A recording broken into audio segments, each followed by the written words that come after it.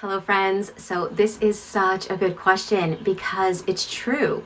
We can learn what our trauma response is, but it's so helpful to understand why. It also helps us to have some compassion for ourselves as well, because sometimes we can be so hard on ourselves. Okay. That being said, I want to give you 3 common reasons as to why someone can get stuck in a fight response. And I'm not saying these are the only reasons, but these are 3 common reasons. Number 1 is if you had a chaotic childhood where you were dealing with toxicity.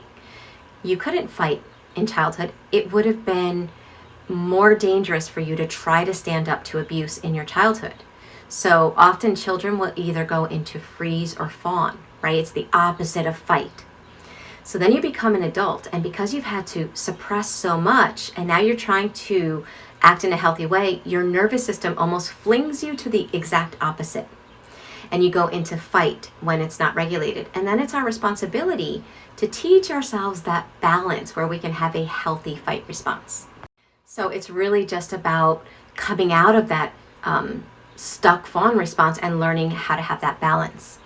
Number 2 is because you think of the fight response, there's a lot of anger. Well, anger isn't a real primary emotion, it's a secondary emotion. So it's usually hiding or protecting you from fear or pain.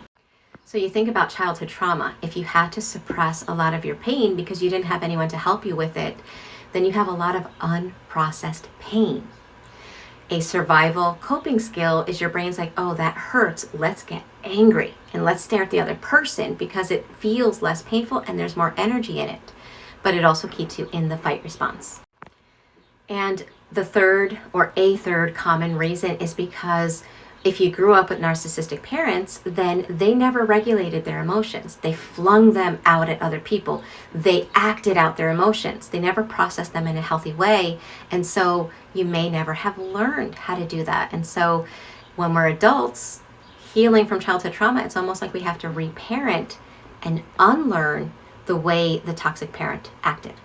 So that's not an all-inclusive list, but those are 3 common reasons why you can get stuck in a fight response. But I do want to say, you can balance and have a healthy fight response. You don't have to stay stuck in an unhealthy fight response.